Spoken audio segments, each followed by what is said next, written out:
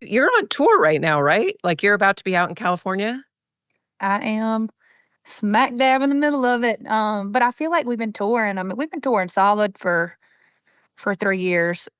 Yeah. Um, I feel like the longest break of touring I had was, I mean, it was during the pandemic, but other than that, I've really been touring since 8th grade. Oh my God. Yeah. So, So is it a thing where if you actually get a day at home, you're like, what do I do with myself? Or do you have plenty that you can do? well, today it felt so nice, first of all, just to wake up like at my house with my dogs, drink my coffee, and I had my hairdresser come over here and dye my hair. So Nice. thankfully I have found people to make my life a lot easier. You know what I'm Yeah. saying? Like just little things like that. If it just gives me even 2 extra hours at my house, I take it. Can you just give us like a sample of 2 days? Like, what have the last 2 days in your life been like? Like, what time are you waking up? What is your schedule like? I have to kind of like go back a little ways to tell you. Yeah. In the past few days, we had a show in Salt Lake City. From there, I went to Boise, Idaho, and then I went to Missoula, Montana. I flew back to Nashville through the night. I got back to Nashville at about 4:30 in the morning. Slept in until I guess about like 9:30 so I could enjoy the day. Hung out with my dogs and actually I cooked supper. I will tell you that is not my it's not my thing, but I give it my best shot, just like I What think. did you make? I made it was like an Asian stir fry, so I did Oh, just like rice and chicken and peppers and onions, and I made something that I have not made in probably like 15 years. I used to make it when I was in college, but it's called ooey gooey butter cake. ooh, that sounds good. I was like, "I'm gonna come home, I'm gonna feel good, I'm gonna eat healthy," and then I was like, "I'm gonna have some ooey gooey butter cake." And do you have friends over? Or are you just like, I'm so sick of being around other people. I just want to be alone with my dogs? My boyfriend was here last night to eat supper around the kitchen table, so that was good. But I will tell you, like, for me personally, I think I might be a introverted extrovert because Yeah.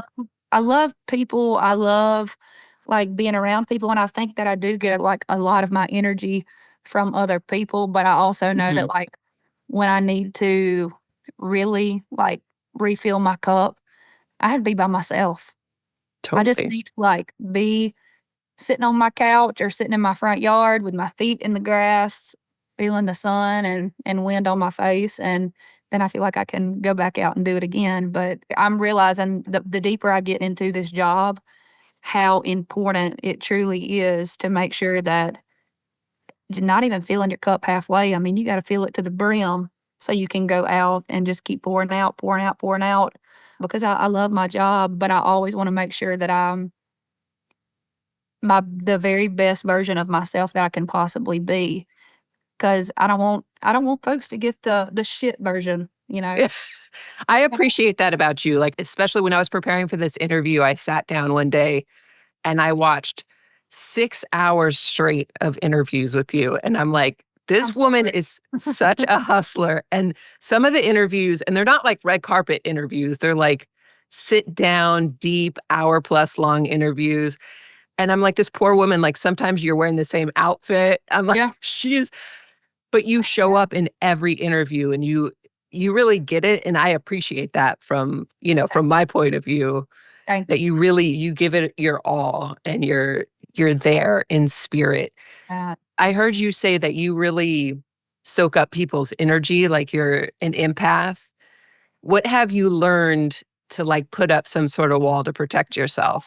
my gosh, it's so funny that we're talking about this because a few of my best friends, they came out on the road this past weekend and we wrote music together, and for me, that's just therapy. It's not That's not work to me. You know, I was a songwriter before as an artist, so, I was telling them, I was just like, it is so endearing that, when people even come through my meet and greet line, um, they feel like they can tell me anything, Yeah. and I appreciate that. Like, it's very cool to be able to, like, to be that person and have them, feel like that they have connected with my music so much that they know me, And truthfully, when I meet them, I feel like I know them too. It's like it's an energy exchange is what it is.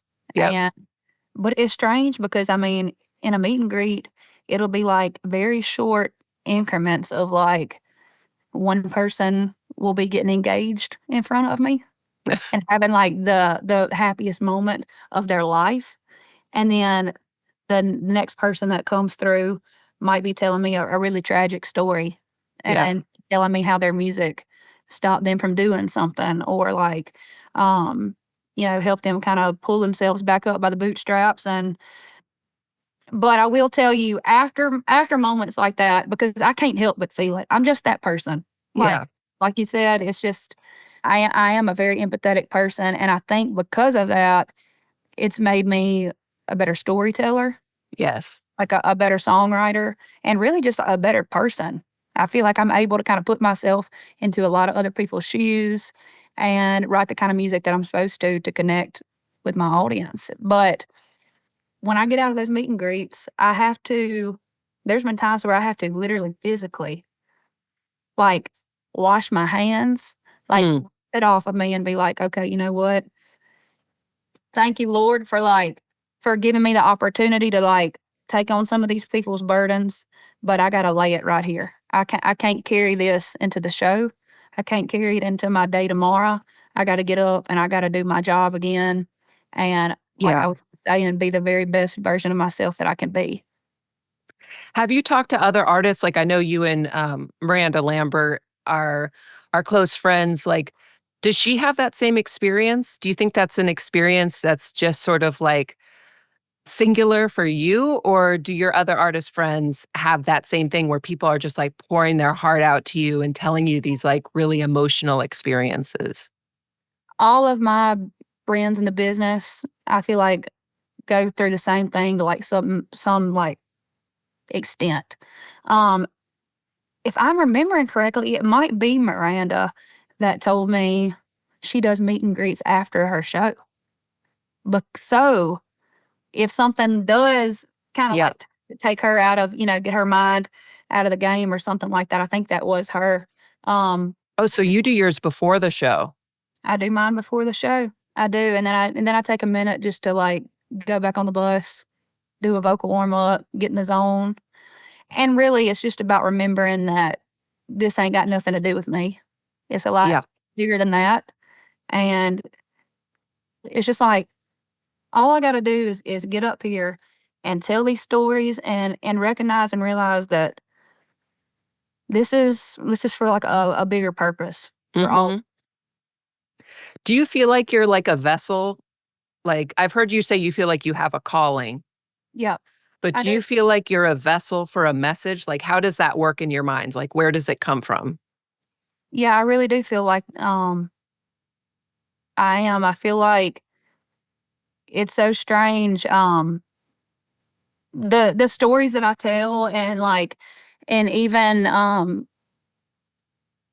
collaborations that I've done with other artists, like I got to do a song with Hardy called "Wait in the Truck," and it's talking about something that a lot of people don't want to talk about domestic abuse, and that kind of stuff happens behind closed doors a lot more than we'd like to admit. But that specific situation has never happened to me, but I still feel like I'm very blessed to be able to like speak for the people that maybe feel like they've never been spoken for. And I don't take that lightly. I'll tell you Yeah. that. How has your relationship to spirituality, religion, or God changed since you're in a position now where you've had a lot of success and this was sort of something that you always knew you were destined for? Has your perception or your relationship with a higher power changed? It's definitely grown. I will tell you that. I mean, I grew up going to church. Um, Me and my parents, we went to Baskin Baptist Church in my hometown. I'm from a town of 180 people. And so pretty much, I think 150 people went to that church. It was Oh, like wow. the town just met up every Sunday. That's pretty much, Wow. was, and so I've always been a believer, and, I always, like, had a relationship, I guess you could say, but it's so interesting because I feel like, and maybe it's just, comes with, like, maturing, but I feel like, especially over the past couple years, like, the places that I have gotten to go and the people that I have gotten to meet and the experiences that I've been able to have, I've realized that we're all actually a lot more alike than you think. And that gives me a lot of peace, but it also gives me like a different view of life and the world. And I know for a fact that like when I was a little girl, I knew I wanted to do this. I knew that like I had a weird sense of peace about knowing that this is what I was supposed to do. And that feeling has never gone away. That feeling of like, I really do think that I was created to do this, but not just do this. Like I was created to be my sister's sister. I was Mhm. like I feel like I have a lot of different purposes, and I feel like all of those things, I guess, just like remind me that it's just bigger than all of us. It is, Mhm. but that's what I'm learning, and my relationship continues to grow and change. And I think for a while, maybe I felt like I needed to put more like pressure on it than it needed to be. Growing up, would you say that your parents were surprised that you were so driven at such a young age? Like, did they also have a feeling about you that you were destined to be an entertainer, a songwriter, a performer, a singer? Did they see that in you as well, or was that just solely coming from you? I said it when I was about 9 years old, and it was actually the first time my parents took me to Nashville. We were driving back home to Louisiana. We had been to Gatlinburg and Pigeon Forge and, been to Dollywood, and, Oh, like, wow. I just had the time of my life, What and do you remember about Dollywood? oh my gosh, like, I loved Dolly before, but when I left there, I was like, "I don't think I can love this woman anymore." I mean, it was just the happiest place on earth.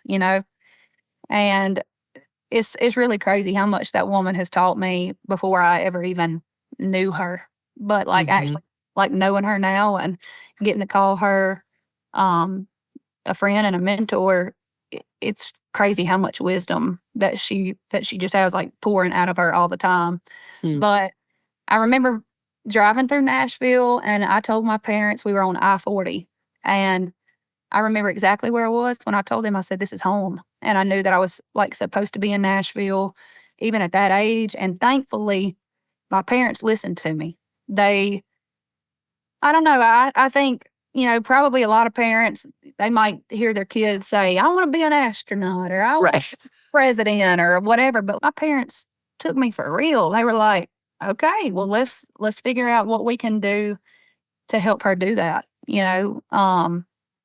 nobody in my area had dreams of doing stuff like this except for this one guy named Jerry Cupid back in the '70s. He's from Baskin, and he was kind of like family to us, but not really. But like he was married to somebody at one point that we were kin to, and that's some Louisiana stuff right there. But but he had a dream of moving to Nashville and being a producer songwriter. And my grandfather, so my daddy's daddy, just loved music, loved supporting music, was not musical himself, but had just like this feeling that he needed to help Jerry Cupid. So he gave him a little bit of money to help him move to Nashville and get started. And as a favor in return, Jerry Cupid let me live in his studio parking lot in my camper trailer for the first 3 years that I was in Nashville. And so I think it goes back even before my parents. Yeah. It's just like my grandfather, he died when I was 11 years old, Oh, but wow. Okay. so he hadn't even been around to see any of this. But it's so crazy, like what you do in this lifetime can affect your people generations from now. Isn't And that crazy? I see that. Were you the type of kid who was constantly singing and performing and getting up in front of the family and I'm not proud of it. Yeah, and I was probably breaking out in song and dance when it wasn't even appropriate.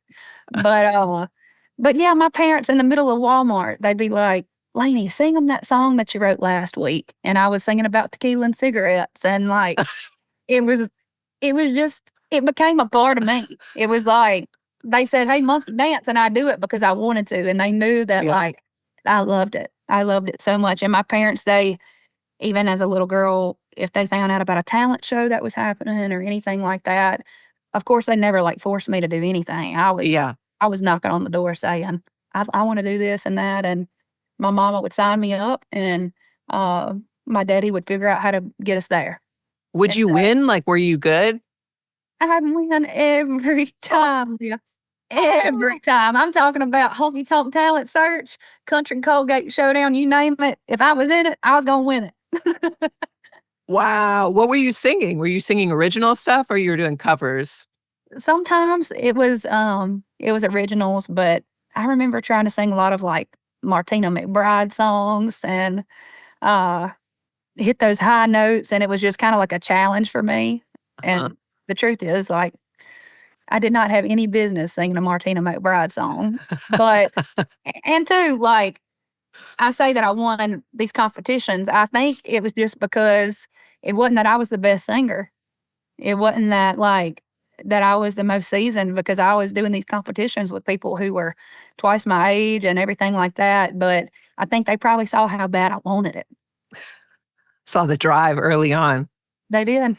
Where do you get that drive from? Is that also something that you can see in your family line, or is that feel like it's just kind of your thing? It's in my family. It can be a blessing and a curse. Yeah. I'll tell you that. But at least I'm aware of that, you know? Yes. And Yes. you're that. My daddy, like, it comes from both sides of my family, but my daddy has always had like 4 or 5 jobs, Uh, farmer, banker, horse trader.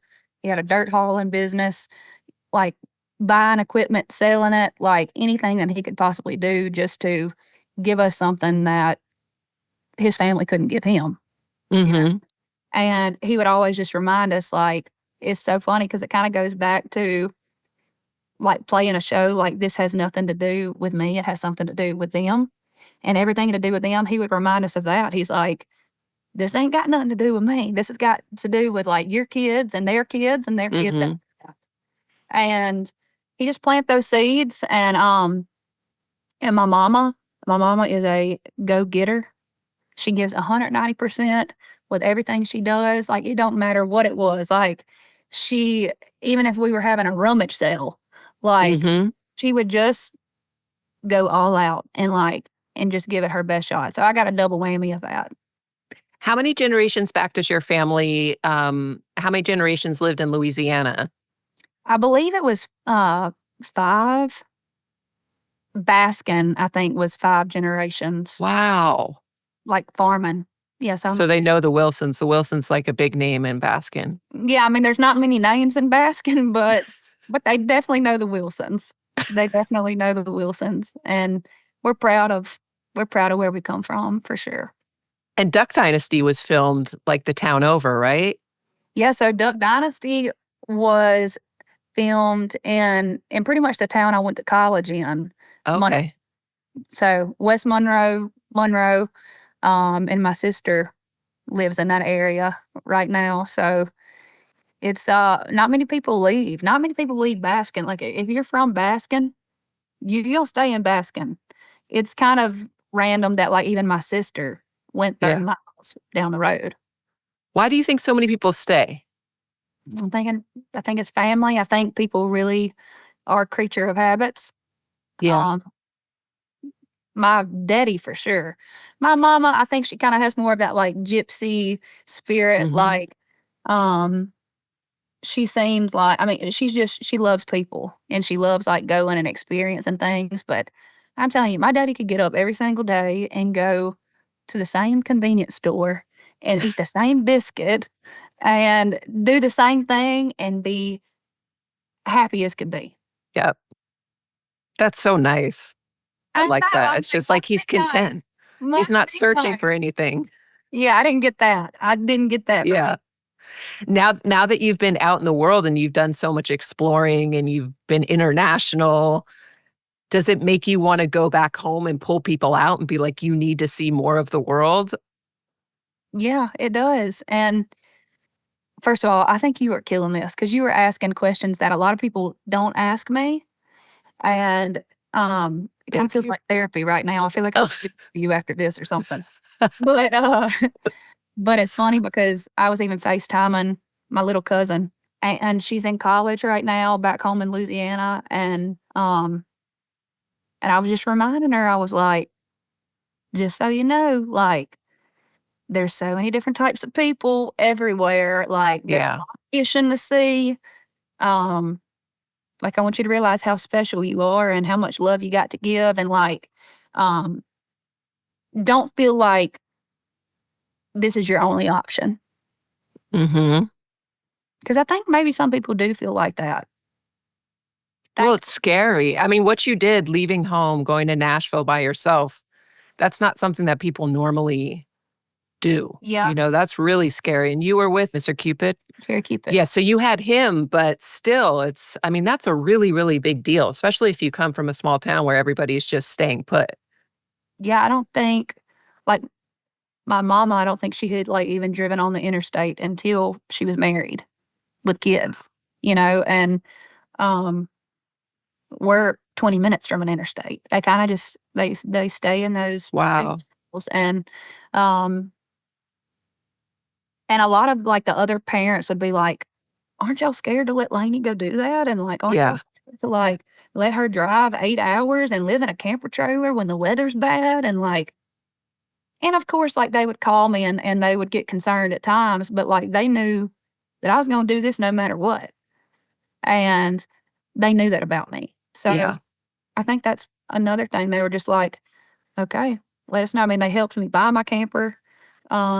They helped me haul it to Nashville. Do you think they were expecting you to turn around and come home? No, I don't. I think well, especially after the first year that I was there, Yeah, I think they realized, like, "Okay, she's living in a camper trailer, eating ramen noodles every night and Little Caesars when she's got some extra cash, like, yeah. she's not coming home." Did you have anything kinda like any creepy Me Too-ish type moments happen when you were first out there before you really had, like, a network of people? You know what's, like, really cool is no. And I don't know how I dodged that bullet because there's that kinda stuff just happening all around. Yeah. But I will tell you, like, in co-writes and in meetings and in anything that I was, involved with like that, I definitely was aware of, like, okay, like, what kind of, like, "Don't mess with me" attitude. Like, I knew that it existed so much that it definitely had to be something in the back of my mind of, like, "These people need to know that you ain't playing." Yeah. And I'm not saying that that's why things happen to other people, but I think that is why I have gotten pretty lucky. Well, it's such a vulnerable position to be in because you're there trying to get some sort of foothold, and if there is somebody who could possibly I mean, you don't know what anyone can do for you, but if there is somebody who could possibly have an opportunity for you, I mean, it can just happen so easily. I know, and it's easy to not even recognize at first, Yeah.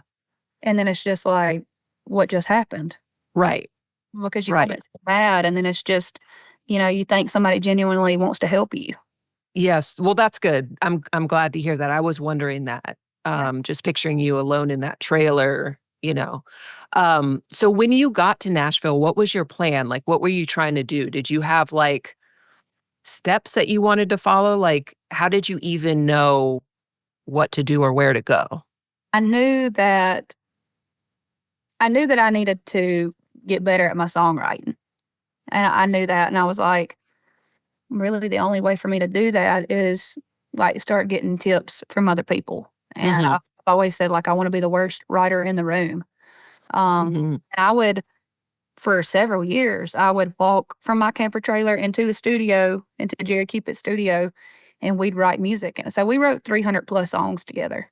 Wow. And he really taught me how to write a song. And even when I was little, like, he would stop by my house when I was 9 years old writing music and be like, "Let me hear that song you wrote." And I'd sing it and he'd be like, "Okay, but like if you're singing about a truck, like, you know, why'd you put this line here? And like, let's talk about it." He's like, "Well, what color is the truck?" Like coaching me through it. And he's like, "Well, how does that truck make you feel?" And it really just like asked me a lot of questions that I Yeah. started asking myself when I sat down to write a song. So I will say for the first few years, I was pretty much just writing with him. And Okay. then he got sick. And because the thing is, like, you move somewhere and you think you have it kind of like slightly figured out, and the truth is you just have no damn clue. Yeah. I just didn't know what to do. I didn't know where to start. And so that felt safe to me. That Yeah. felt comfortable. And then once he passed away, um, I will never forget, like, he walked down the stairs one day and, I just kinda had this feeling. I was like, "He's not gonna make it." And, he was only 59 years old, and Wow. he was like my second daddy. I mean, when you write 300 songs with somebody, you get to know them. Totally. Yeah. They get to know you. Yeah. I just remember him coming down and he was like, "If something happens to me, basically, don't let this stop you. Like, I need you to keep going. And, like, I need you to, like, kinda carry on what I've taught you, pretty Yeah. much." And, the business had changed a lot from the time, like, he had a lot of success in the '90s, Oh, and even wow. by the time I got there, 2011, the business had already started changing, meaning, like, he wasn't really aware that, like, me actually being out and about was a good thing. Me going and doing writers' nights and writers' rounds and, like, going places and meeting people. Because I think in the '90s, it was more of like you write and you, like, record a record and then you just kinda, like, come out of nowhere kinda Oh, thing. wow. And so at that point, once he passed away, I thought, "Okay, well, my security blanket or whatever you wanna call it is gone, and I gotta figure it out." So, there's been a lot of moments for me where I've had to, like, switch gears. I just remember thinking, "Okay, well, I know that the strongest thing about what I do is my songwriting." And Mhm. I thought, "Okay, well, how can I just write with as many people as I possibly can? How can I become friends with everybody?" And so it wasn't like I was, like, faking being friends with people. I just knew that, like, I realized quick that relationships in this town matter. Yeah. And I knew that they might not remember the song I wrote or the show that I played, but they might remember the way that I made them feel. And so I just led with that. I was like, I knew that what I do would maybe be cool again, you know? Yeah. While you were working with Jerry, was the goal to write songs and then pick the best out of the 300 and put together a demo and shop that around? And we did. We went into the studio because he had like a studio, like a super cool setup. And we would get in there and we made this record and we shopped it. We shopped it around to quite a few major labels. I know that I definitely met with Sony. I met with Warner, and I remember sitting there and just thinking, like, I kind of knew in my gut that these folks are not going to sign me. Why do you I think that? I just knew, like, I just knew. I was like, I wanted to believe it. I wanted to believe that when I got here at 19, that I could just write the music and be Yeah. on the radio. Yeah. But it's like the more that I got to know the business and the more that I got to know really how this machine works, and it's a crazy one, that's not how my journey was gonna be. And I kinda just like swallowed that pill and I was like, "Okay, well, here's the thing. What you gonna do? Like, if it don't happen when you want it to, does Yeah. that mean you're going home? Well, no. Does that mean that you're gonna stop doing what you love? Well, no. I just figured out how to make ends meet. I was still traveling, playing shows. Like I said, I've been touring since 8th grade because I had impersonated Hannah Montana for 5 years. And then after that, I was in a band in Louisiana. And then once I moved to Nashville, I would every single weekend, I would travel wherever would let me come play 4 hours anywhere. By So yourself? by myself, and just me and a guitar singing a bunch of covers. And every Uh-huh. now and then I would throw in original just to see if people liked it or not. They did not care. We did. But it's been a journey, and it's still a journey. It's Yeah. changing. It's constantly changing. I mean, there for a long time, like I was in town for 7 years before I got a publishing deal. And it was year 8, I got a record deal. But I knew then that, like, okay, just because you got a record deal, that don't mean shit. That So how means did you know that though? Because I feel like everyone thinks once you get the record deal, you're good. because I saw, I would like sit back and just watch what was happening with other people. And I saw Yeah. that the people would sign because people would move to town and be here a month and just pass me right on up, sign a Yeah. publishing deal, sign a record deal. And then a year or 2 would go by, and I'm like, okay, well, I, Crickets. I still hadn't heard anything. Yeah. Like, what's going on? Are they putting these folks on a shelf, or Yeah. is it something that they're not doing on their end? Like, it was just a lot of thoughts, and I think it really Yep. is probably a combination of both of those things.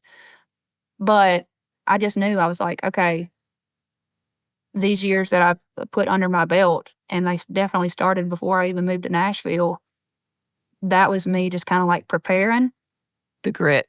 Yeah, and then, like, signing my record deal is when I really just kind of, like, entered the race, and then I Yep. knew that even years after I signed a record deal, like, there was gonna be some work that I had to do, meaning, like, radio tour and, making sure that I have the right songs and selling a few tickets and all of those things. I knew, especially during that time, it was when, like I said, I signed my record deal in 2018, like, you could start singing, "I know a few things a man ought to know," and you'd be like, "Who sang that?" And they're like, "I don't know, but I know the song." Yeah. And that's what happened after our first hit, and I will tell you, I was shocked. It just reminded me that that was actually a thing in this business, that, like, the songs are the popular things. But I have seen a transition.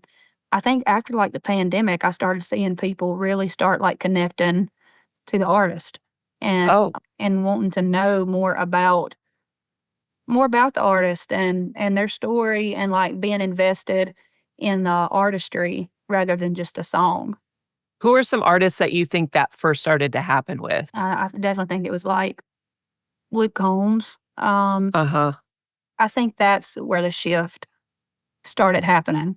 And he and I have been friends since 2014. He used to come over to my camper and we'd write music together. But yeah, I Did think it was about people kind of like, he's like a good old boy, and he Yeah. wears Columbia shirts and he drinks out of a solo cup. And, like, I think a lot of people felt like, well, he's simple just like me. Yeah. And it's just the way that they can connect to the person too. So did you know back then when you guys were writing music in 2014, when you were getting to know him, did you know like, "Oh, wow, did you recognize that, like, maybe his story could be part of his appeal?" I knew it. There was something about him. And that's why I walked up to him the very first night I met him at a place called Tin Roof on Demumbrian. It was called Tin Roof Revival, and they had a church pew, and people would get up there and tell their stories and sing their songs. And he had not made like a writing trip to Nashville just yet. But I remember, like, walking up to him and tapping him while he was sitting on the pew and being like, "I want to write with you." And he's like, who are you, or whatever. And so the next time he made a trip to Nashville, he came over to my camper and we wrote. And I kind of just felt like I knew him. Yeah. And there's something really special about that. Like, when you can sit down with somebody and you don't even have to, like, sit there and, like, really get to know them. You just feel like you Yep. just kind of do. I think that's what makes him so special with his fans. At what point did you realize that you have an incredible story and that your story could be part of your like, part of the full package? Was that I think something you knew on your own, or was that when you got with your manager or with the label? so. My manager and I have been working together about 9 years, and she's my best friend. And uh, it's a funny story because neither one of us had anything going on. She was working for an entertainment lawyer, and she kind of felt sorry for me because she's like, I think she's kind of good, but like, why is nobody wanting to write music with her? And why is like, why are these things happening for other people, but not for her? Like, she was kind of just like, she felt bad for me. And so she would get songwriters' email addresses from this company that she was working for. Oh, And wow. she would send them my music.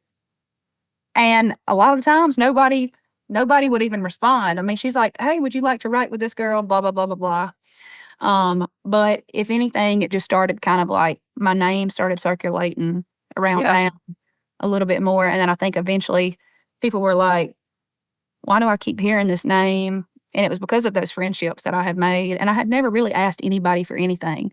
There were a lot of songwriters that I had relationships with that we had never written. But I never wanted to like abuse our friendship and our relationship. I felt Yeah. like they had been here longer than I had, and like they had a few, songs under their belt and stuff like that, and like successful songs, and we were gonna write when we were supposed to. And so I think it was just about like trusting the process and the timing. And I realized once Mandolin and I, my manager, really just like sat down and started brainstorming during the pandemic, Uh-huh. probably is when I realized, okay, this don't have to be just about the songs. We knew that our story basically just showed a lot of like determination Yep. and grit. And I noticed that a lot of like, even when I went on radio tour, a lot of the radio PDs, they were like wanting to hear about my story. And they were wanting to know you know, if I basically meant everything I said in that song. How important is it in country music that the stories that you tell in your songs are true? Like, how important is authenticity in country music? I think it might be different for every artist, but I will tell you, the songs that I end up recording and the ones that I put on my record are definitely who I am. And they tell like my story to the core. And that has seemed to like work the best for me. But like I said, songs like I did like with Hardy about the domestic Mhm. abuse. I didn't go through that, but I think back to like 90s country music, and I think about like that storytelling aspect of it. And so sometimes I don't think it has to be your story. I think you're just Yep. telling a story for somebody and like stepping into the shoes of another character. And those are some of my favorite songs to write. Yeah. Yeah. What are some of your favorite '90s storytelling songs? Oh my gosh. Like Thunder Rolls and Goodbye Earl and Whiskey Lullaby. And there's so many songs like that I didn't even know what I was singing about when I was that age. You know what I'm saying? Like I was over here singing some murder ballads. It's so funny. I know. What did you grow up listening to? It's so cute. So I grew up listening to mostly hip hop, R&B, reggae, but then I had like a big Grateful Dead Yeah. era, grunge, of course, like Nirvana. Yeah. That was all in high school, and I would this is embarrassing to tell you, but I would tell people, like, be like, "Oh, what kind of music are you into?" And it'd be like, "Everything but country." I And get it. I get it though, that like even my mama felt that way. really? Yeah, my mama was like, I'm not a real fan of like that Debbie Downer, like won't, won't, won't. So I get it. Really? Did you ever listen to anything else but country? I listen to rock and roll. Like that's what, when the sun went down and the drinks came out, Yep. went up, like everybody wanted to hear something with a loud guitar and Yep. like, extra thump, like whether it was Yep. Rolling Stones or Leonard Skinner or Bob Seger. Um, Yeah. And I think all those folks have influenced country, Yep. No, especially. country's a huge influence on everything. I just think it's interesting, like, the parallels between country and hip hop, how there's this level of authenticity. And, in hip hop, people are always calling people out like, "Oh, you don't really do that." Yeah, You yeah, yeah. know, it's just for the record or whatever. But Yeah. yeah, so I just think But that's an I'll tell interesting you, parallel. our first single, the first verse says, "I can change a tire on the side of the road." And I wasn't even thinking twice about writing that line. But man, if everybody didn't want to talk about it and want to know if I could really do that, Yeah, right. you know? Is there anything with this new album with Whirlwind? Is there anything now that it's been out for about a month? Is there anything that you're just really surprised people are missing or aren't asking you about? That's a really great question. Um, it seems like they're asking all the questions that I assumed they would, or like they're paying attention to the Mhm. things that like I was paying attention to when I was writing it. I think my fans are smart. Well, I that's really good. you can't get much by them. You know what I'm saying? Yes. Like when you think you do, somebody's still gonna be like, I see what you did there, or I see why you did it. Yeah. It seems like now that your relationship has gone public, people maybe are trying to dig and get more information about what's really going on or what you're Oh yeah. thinking or what, Oh you yeah. know? It is so funny. It really is so funny. And that's kind of been fun too. Like my daddy used to always say, if you tell all your business, you ain't got none. And and so to a certain extent, I want to make sure that I keep our relationship like as closed off and like sacred as I possibly Definitely. can because like you involve social media and everything like that and you can open a can of worms. Oh, definitely. It's And so nobody's business, and it can make things weird between you and and we've been dating almost 4 years and people didn't even know I had a boyfriend until about a year yeah. ago. Was that part of the plan? Like, is it more attractive for you to be single, do you think? There was a time definitely where it sucks to say, but like as a female in the business, Yeah. not even like that I needed to be like single, but I just needed to prove a point that like I'm here. I'm here to like show up and do business. Like I don't have anything like Mm, sidetracking me or anything. And I never have. I mean, he's been nothing but my biggest supporter and cheerleader. But like it is weird how people, they think, oh, she's all booed up now. Next thing you know, she's gonna have a baby and get married and like she's all yeah. washed up. And that right there has got to change. I have some of the most talented friends who are gonna do so well and they have kids and they like, guess what? Yeah. Us ladies, we can do it all. Hell yeah. We can. It seems like when your first single, "Things a Man Oughta Know," like, when that did that become a number 1 song on Yeah. country radio? Okay, and that was kind of a rare thing for a female artist in country radio at the time, right? Oh yeah. It had been a minute for sure. I feel a shift, I feel like that was it 21 when 21 when I had my first hit. And it's so crazy to think that it's really only been 3 years, Right.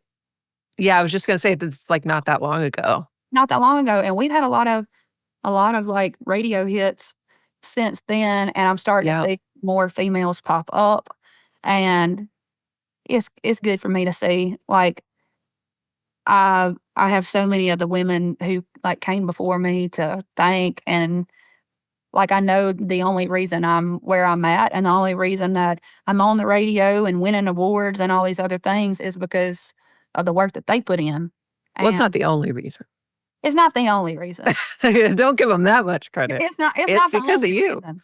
I busted my ass for Yeah, and sure. you're really good at it too. Thank you. But, like, I know that I mean, like, you think about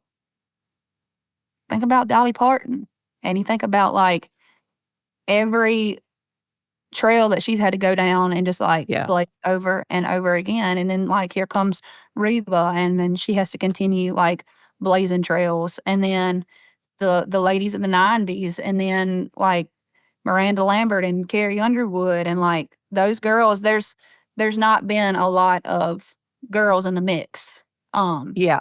And I think even now, like I'm gonna have to continue doing that for the ones coming up. Mhm. They're gonna have to continue doing that for each other too. Yep. So you signed your record deal, you met your manager.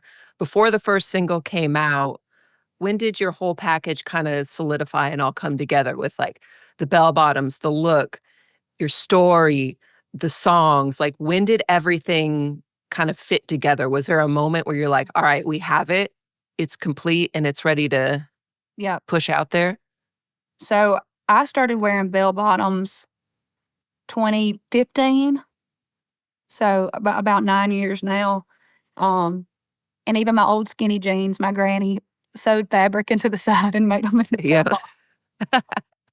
Why did you bottoms. decide to do the bell bottoms? Because I look up on, like, Pinterest and stuff for, like, how to dress my body shape, and a lot of times it'll be, like, Yeah. they'll tell me to do Yeah. the bell bottoms. If you got a bell bottom, you might want to wear bell bottoms. Totally. I'm telling you, I realized really quick that like I couldn't just be a decent singer songwriter. Mhm.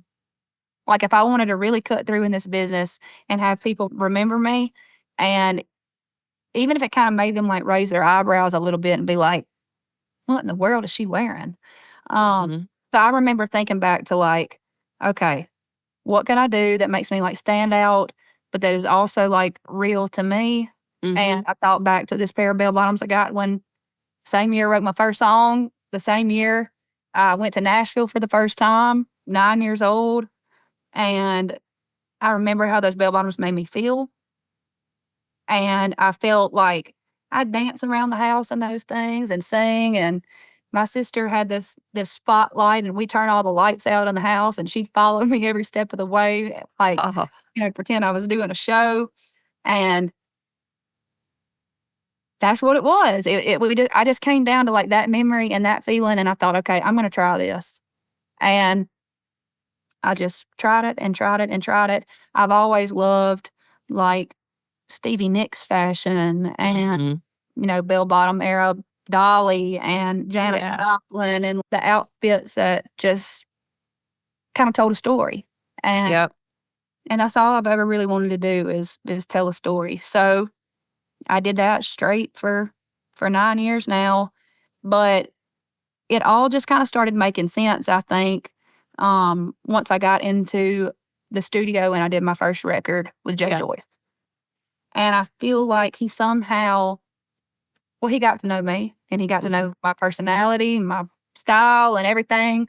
Before I ever even played him any music, I hung out with him 3 or 4 times, and we just got to know each other and each other's background, and he somehow made my music sound the way that I look. So cool. I always said I wanted it to be, like, fresh, but also kinda familiar. It's rocking too. So you sought him out, right? Jay Oh, yeah. Joyce, you wanted to work with him. What was it about his sound that you loved? So, I remember just, like, listening to the radio, and I really, at that time, was not, when I first got to Nashville, I wasn't really paying attention to producers. Mhm. I always thought Jerry was gonna be the one that produced my stuff, Yeah. and that was it. But I started listening to, like, Eric Church, and I'm like, "Man, there's something about his stuff that just cuts through, and it's different, but it still sounds country, but it's got this, like, rockin' edge, Yeah. and got, like, little bells and whistles. It almost seems like a little fairy dust was sprinkled on it, and it just sounds different." Like, I noticed that, like, the tone of the instruments, Mm.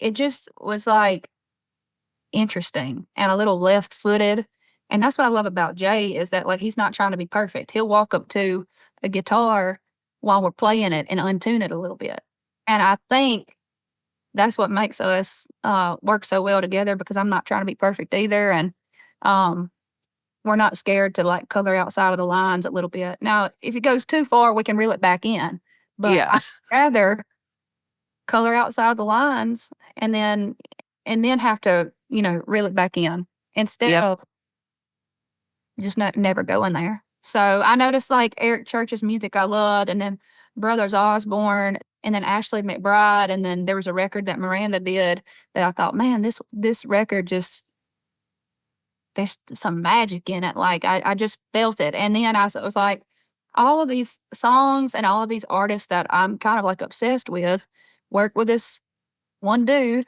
Wow. And it's so crazy because I kind of thought, well, I was like, I don't have a record deal, so there's no way that I can even probably be friends with this man, you know? Right. And I was writing with a friend of mine, Frank Romano, who has played on a lot of different things, incredible guitar player. But he lived like a couple blocks away from Jay and they were friends. And he said, I've been randomly, I didn't even tell him how much I liked Jay Joyce. He just said, I've been mentioning your name to Jay. And he said, eventually he just said, who is this girl and why do you keep talking about her? Yeah. And he said, so if you'd like to, like, I'll set y'all up and you can just go over to a studio and meet him. And I did. I went and got him coffee. And when I walked in, he has this old, like, renovated church Wow. and like stained glass windows. But he's got like these interesting, like, concrete figures Oh, around it that kind of looks like a gravestone. So it was like a little dark. And I was like, what did I oh. get myself into? And I thought, these are my kind of people. I did. I was like, I fit in here. Like this is where I fit in. Like just unapologetically himself. How high profile of a producer was he in Nashville at the time? He was high profile. There were tons of folks that wanted to work with him. I had just signed a record deal right when I met him. And my label had asked me, they're like, who do you want to do your first project?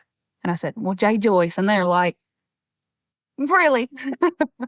They said, Jay Joyce don't just like work with anybody. And the next time I had a conversation about who I wanted to produce my stuff, I said, well, I've already talked to him and he wants to do my record. So we got to figure out how to come up with the money and do it. Yep. You And start a GoFundMe. You're I'm like, I I'll need do money. whatever. I'm a lemonade stand. I'm not playing. Crazy. So once things started to finally take off and your name was known around town and first album is out, you're getting a bunch of opportunities. How is it different than what you thought it would be? Because if you wanted this your whole life since you're in fourth grade, now you're actually in it. Was it anything like you thought it would be? That's an interesting question because at times I feel like it's better than I thought it would be.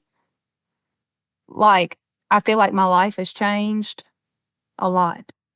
Like, my day-to-day life is a lot different. Even, like, just having an assistant and things like that because I just can't get it done unless I have help. Like I Yep. told you earlier, my hairdresser came over here to dye my hair, and, that part right there has been an adjustment, even, like, having to have security Yeah. and things like that, and Good. I'm glad you have security. yeah, and we got security, probably about, like, a year and a half ago, and, yeah, I mean, it's not easy to, like, get used to somebody, like, following you around kind of in your shadow or whatever, but you get used to it, and so I guess those are the things right there that you don't expect, like, the things that come along with it. Certain feelings that I've had, meaning, like, the incredible feelings that I've had, like, you can't wrap your head around it until it happens. Um, but also the bad feelings I've had, like you have high highs and low lows, and I know that I heard Hmm. so many people say that for years, Yes. and I was And it just makes no sense. yeah, and you're just like, "Yeah, yeah, yeah," "How highs, low lows," but I get it. Um, Can you explain it to me? Because I don't get it. Like, I feel like if you had money, it's the money piece for me. Like, yeah, having money. better, I'll tell you that. Yeah. Like, for me, because I feel everything to my core, um, it's like the social media thing. Mhm. It's like people talking about every little thing about you, meaning, like, your body, Totally. and that can get weird. I'm like, whether I gain 20 pounds or lose 20 pounds, that ain't got nothing to do with my music. Yeah. And I feel like in the beginning, like when that kind of stuff started happening, I thought, well, at least they're talking about me. But when I was Yeah. really honest with myself, some of these things are just hurtful and words are powerful. That's why I became a songwriter, because I think words are powerful. And people do not realize that. I mean, I learned my lesson about reading the comments, so I don't do that anymore. But Yeah. no matter what, it pings your heart. And for a split second, you might believe it about yourself. And then Hmm. it's like you have to call your mama and FaceTime your nephews and do those things that remind you that you're not just Lainey the artist. Like, you have a lot of other jobs too. And like, I know who I am. The Lord knows who I am. My people know who I am. And that's really the only thing that matters, because you put yourself out there, you put yourself on a platform, Yep. and people are gonna love you and people are gonna hate you. And sometimes people just hate you because other people love you. And that's hard for me, because that's hard for me to understand, like how people can just like say mean, hurtful things. I'm like, who raised you? You know, Totally. I've learned how to just like let it go in one ear and out the other and just remember who I am, you know? Like, I'm not who they say I am. It's hard. It's like and it's not something that all of a sudden is a problem that you like figure out and it's fixed and then you're fine. You move on to something else. It's an ongoing thing. It's an ongoing thing. And I'll tell you what, I don't even think I have it as bad as some of my other friends in the business. Yeah. Like, when it comes to the amount of like hate or whatever you want to say it's called, um, I get some, but my heart goes out to a lot of my buddies. I'm just like, I Yeah. hope I'm not reading this. Especially as you get older too. And it seems like to me that you're someone who's in this for the long haul. Like, I know you've collaborated with the Rolling Stones. You opened up for the Stones, and they're still out there doing it, and they're in their 80s. You've Yeah, been up on stage with Dolly Parton. Like, do you see yourself in an advanced age still doing this on stage? I 100% do. I will tell you, I'm not always gonna be as busy as I've been. Like, I've been busy, busy, busy, busy. Meaning Yeah. there'll be moments in my life when I'll get married and have kids, and like, because when that happens, like that's gonna be my focus. It don't mean I'm gonna stop doing my job, because Right. I need to always write music. But I'm gonna be around. Like, I can't imagine my life without it. And then watching folks like Mick Jagger and Dolly do their thing, it's just Yeah. like, you can do it, but I gotta take care of myself on the front end, so I will have longevity like that. How has it been for you meeting these people? Like, I know you've performed in front of like Springsteen and Paul McCartney, and you're up there with the Rolling Stones. Like, is the fan in you, is it somehow disappointing meeting the people, or do they seem like normal people to you at this point? I think in my head, I had it built up of what I thought it was gonna be like, um, and truthfully, after getting to know them, it's even better. Wow. Yeah, like, you just realize that they're just real people, Yeah. and they put their britches on the same way as I do, like, one leg at a time, and they're good people. Like, everything that has happened to them in this journey that they've had and continue to have, it's all very well deserved. And um, a lot of people say don't meet your heroes, but Yeah. so far with my heroes that I've met, they have not let me down. And even like becoming really close with Winona Judd, she is salt of the earth. I'm talking about weekly will send me devotionals and say a prayer over me and just be like, how are you? Where are you at? That's what I want to be. What was it like singing with Dolly on stage? You sang, well, the clip that I saw, you sang "I Will Always Love You" with Dolly. That's a hard song to sing. That's a hard song to sing. Nobody has any business doing a Dolly Parton song, and especially that one. But Did you? I would just be up there like lip syncing. I'd be too scared. when Dolly Parton asks you to do it, you figure it out. So it was the thought of it was terrifying until like I got down there and we like rehearsed it, and she just makes you feel so comfortable. And she's like, "Well, come on, Lainey, you're gonna do this. Like, you do that part, and I'll take this." And like, you just seem like you just knew her your whole life. And she's even better than you could imagine. So she made me feel comfortable, and that is still, I'm telling you right now, like that and the Rolling Stones. I'm done. It's crazy. It's so cool. What are you writing now? What are you writing about? This past weekend, I wrote 5 or 6 songs. I'm like, "What? When can we put a record out again?" They're like, "Oh, hold up a minute." Um, I am writing about my life, lately I really do feel like I have to like live it to write it. And too, like even the songs that we wrote this weekend, I don't feel like all of them are for me. They might be for Okay. other artists, and I'm ready to really kind of dive in to some of that. I want to help other people tell their stories too. Oh, wow. So why write songs for other people? Where is that coming from? I just I really just do consider myself a songwriter before anything, and it's just it's really cool. I mean, I'll be driving down the road and I'll come up with an idea and I'll know that it's not for me, but I know that it could be for so and so. And too, I mean, there's times when I'm like, I'm tired of talking about me. I And was wondering about that. yes. Yeah. Yeah. Are you tired of telling your story? And like you do so many interviews, and I think it's awesome. I remember a time when nobody wanted to talk to me, and I think Yeah. that's probably where it comes from of just like, I've got these opportunities now, and I feel like the interviews are starting to change though. Like, for instance, this one today, I don't feel like I'm not having to sit here and sell myself.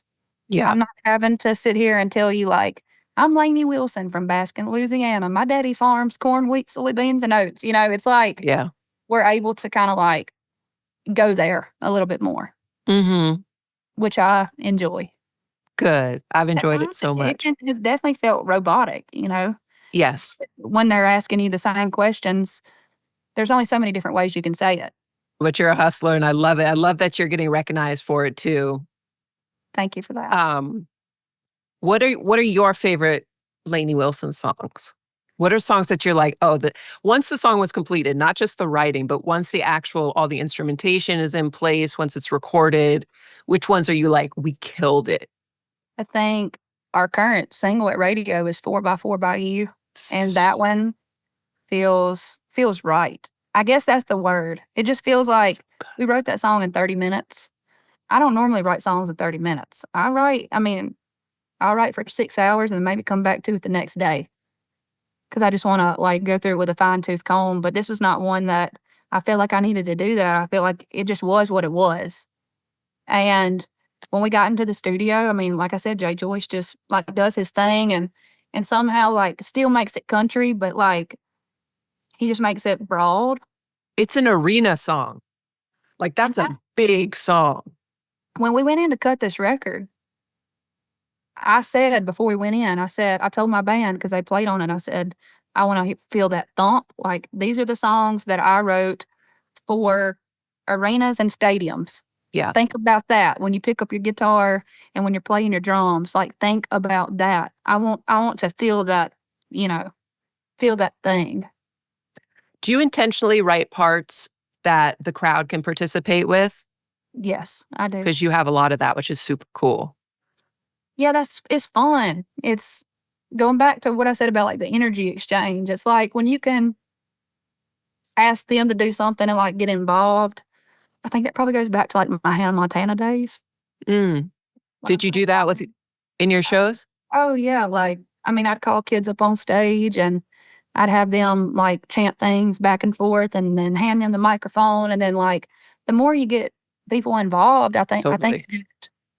it kinda sets a tone, and I want everybody to have fun, and going into this record specifically, this one, I just wanted it to feel like I wanted it to feel live. It's exciting. That sounds so cool. Well, I'm gonna let you go because I know I've held you way too long. No, But I thank you had so no much, idea. Lainey. Thank you so much. Thank you for doing this. Good luck with everything. I hope you have a good time on the tour. I hope you stay healthy. Thank you, sister. I Get appreciate your that. rest. Thank you so much for this. Cool. Thanks for checking out Broken Record on YouTube. If you want to listen to us on the go, be sure to subscribe to Broken Record wherever you listen to podcasts.